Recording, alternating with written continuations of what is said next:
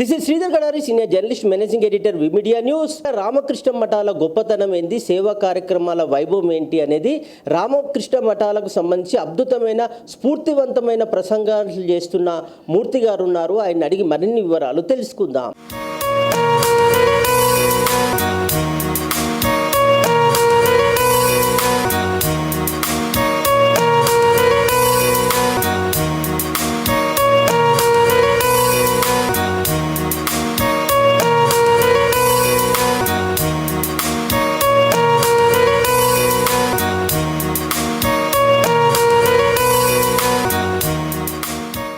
స్వామి వివేకానంద చెప్పిందంటే యూత్లో చాలా పవర్ ఉంది.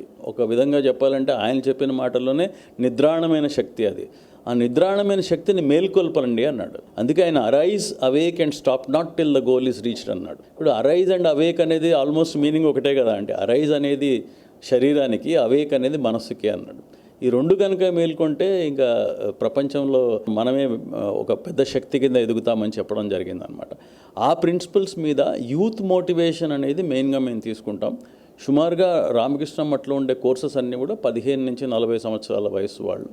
అదే మన మెయిన్ అక్కడనే కదా ఎనర్జీ అంతా ఉంటుంది. కాబట్టి వాళ్ళలో ఉండే శక్తుల్ని, నిద్రాణమైన శక్తుల్ని మనం మేల్కొల్పినప్పుడు వాళ్ళు ముందుకు పరిగెడుతూ ఉంటారు. ఇది భారతదేశానికి అవసరం. ఇవాళ యూత్ అంతా కూడా ఇవాళ వెస్టర్న్ కల్చర్లోకి ఎక్కడికో వెళ్ళిపోతున్న సమయంలో ఈ ప్రిన్సిపల్స్ చాలా బాగా పనిచేస్తున్నాయి. చాలా కాలేజెస్ మఠం ద్వారా నేను చాలా కాలేజెస్ కానీ సైంటిస్టులకు కానీ లేకపోతే ఆ విధంగా ఈవెన్ చెంచల్గూడ, చర్లపల్లి జైల్లో కూడా అక్కడ ఉండే ఖైదీలకి మోటివేట్ చేయమని చెప్పి మాకు కొన్ని బాధ్యతలు ఇవ్వడం జరిగింది. ఇవన్నీ కూడా మా మిషన్ని మేము ముందుకు తీసుకెళ్తూ ఉంటాం అన్నమాట. అదొక స్ఫూర్తిగా స్వామి వివేకానంద ప్రిన్సిపల్స్ని ముందుకు తీసుకెళ్ళడం అనేది మా బాధ్యతగా మేము తీసుకుంటాం యాజ్ ఫ్యాకల్టీ మెంబర్స్. అక్కడ దాదాపుగా 20 పైన 20+ కోర్సెస్ ఉన్నాయి రామకృష్ణ మఠంలో. Different courses. ఒకటి కొన్ని ఫియర్ ఆఫ్ ఫెయిల్యూర్ అని, కొన్ని బిల్డింగ్ కాన్ఫిడెన్స్ అని, కమ్యూనికేషన్ స్కిల్స్ మీద, ఆ విధంగా డిఫరెంట్ టైప్స్ ఆఫ్ కోర్సెస్ 20 పైన కోర్సెస్ ఉన్నాయి. జనరల్గా కొన్ని కోర్సులేమో 5 days ఉంటాయి, మండే టు ఫ్రైడే ఉంటాయి. అది రోజుకు ఒక 1 hour ఉంటుంది. అది 1 hour మార్నింగ్ కానీ ఈవినింగ్ కానీ బ్యాచెస్ ఉంటాయి. కొన్ని ఆన్లైన్ బ్యాచెస్ కూడా పాండమిక్ టైంలో స్టార్ట్ చేశారు. అది అదేవిధంగా కంటిన్యూ అవుతుంది. ఇవి కాకుండా వీక్లీ కోర్సెస్ కొన్ని ఉన్నాయి పర్సనాలిటీ డెవలప్మెంట్ మీద. ఎవ్రీ సండే కోర్సెస్ ఈ వర్కింగ్ ఎగ్జిక్యూటివ్స్కి వీలుగా ఉండేటట్టుగా అట్లా డిఫరెంట్ టైప్స్ ఆఫ్ కోర్సెస్ ఉన్నాయి. కొన్ని కోర్సెస్ 6 నెలల కోర్సెస్ కూడా ఉన్నాయి పర్సనాలిటీ డెవలప్మెంట్ ఎవ్రీ సండే అన్నమాట. ఈ కోర్సెస్ ద్వారా యూత్ని అట్రాక్ట్ చేసి అక్కడి నుంచి వాళ్ళలో అంటే చాలామంది కూడా ఇక్కడ కోర్స్ చేసిన తర్వాత, కొన్ని సర్టిఫికేట్ కోర్సెస్ చేసిన తర్వాత వాళ్ళు మంచి ఉద్యోగాలు సంపాదించడం కానీ, మంచిగా రాణించడం కానీ జరుగుతూ ఉంది. వాళ్ళు మళ్ళీ వచ్చి యూత్కి సేవ చేయాలని చెప్పి కొంతమంది ముందుకు వస్తుంటారు. వాళ్ళందరూ కూడా వాలంటీర్స్ కింద ఇక్కడ ఉంటుంటారు. ఆ వాలంటీర్స్ ద్వారా హాస్పిటల్స్లకు వెళ్ళి సేవ చేయడం కానీ, ఇట్లా డిఫరెంట్ యాక్టివిటీస్ స్వామీజీ డిజైన్ చేస్తుంటారు. దాని ప్రకారం మేము వెళ్ళి చేస్తుంటాం. ఒక దేవుడిచ్చిన ఒక లక్ అని అనుకోవాలి, దేవుడిచ్చిన ఆశీర్వాదం అనుకోవాలి, వరం అనుకో. మాట్లాడడం అనేది ఒక వయసు వచ్చిన దగ్గర నుంచి కొంచెం మాట్లాడడము అనేది ఎప్పుడైతే డెవలప్ చేసుకున్నానో అక్కడి నుంచి అవకాశాల కోసం నేను కూడా ఎదురు చూశాను. కానీ అన్ని అవకాశాల కంటే కూడా రామకృష్ణ మఠంలో అవకాశం దొరకడం అనేది నా అదృష్టంగా భావిస్తాను. సుమారుగా 18 సంవత్సరాల నుంచి రామకృష్ణ మఠంతో అసోసియేట్ అయి ఉన్నాను. ఆ మఠ్ ద్వారా చాలా ప్లేసెస్ విజిట్ చేయడం జరిగింది.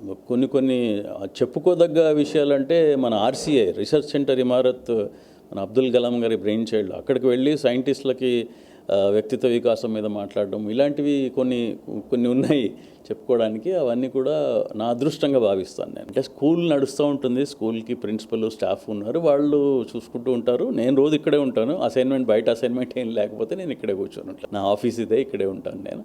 నాకు ఉన్న టైంలో స్టూడెంట్స్ని మోటివేట్ చేయడం, ఆ స్కూల్లో పిల్లలతో ఇంటరాక్ట్ అవ్వడం, వాళ్ళని మోటివేట్ చేయడం, ఇలాంటివన్నీ రెగ్యులర్గా నడుస్తూ ఉంటాయి. అలాంటివి చాలా ఉంటాయండి. వచ్చి చెప్తుంటారు, కొంతమంది మెయిల్ పంపిస్తారు, కొంతమంది ఫోన్లు చేసి చెప్తుంటారు. పర్టికులర్ మీరు చెప్పిన స్టోరీ మాకు చాలా ఇన్స్పైరింగ్గా ఉంది, దానివల్ల నాలో కొంత మార్పు వచ్చిందని చెప్తుంటారు. ఆ స్టోరీస్ మేము కలెక్ట్ చేస్తూ ఉంటాం. ఇలాంటివన్నీ కూడా చేసి చెప్తూ ఉండాలి. కాబట్టి ఎక్కువ రీడింగ్ చేయాల్సి ఉంటుంది. ప్లస్ ప్రసంగాలు వింటూ ఉంటే మనకు కూడా కొన్ని కొత్త విషయాలు తెలుస్తుంటే దాన్ని మనం బయటికి పంచుతూ ఉంటాం అన్నమాట. ప్రత్యేకమైన లక్ష్యం ఒకటేనండి, ఎంత ఎక్కువ మందికి ఇన్స్పైర్ చేసి వాళ్ళలో ఉండే ఆ ఫియర్ కానీ, ఆ భయం కానీ, దాన్ని పోగొడుతూ వాళ్ళు చేయగలరు అనేటువంటి ఆ ఉత్సాహాన్ని, వాళ్ళకి ఆ ధైర్యాన్ని నింపుతూ ఉంటే దేశం ముందుకెళ్తుంది అనేది నా ఉద్దేశం.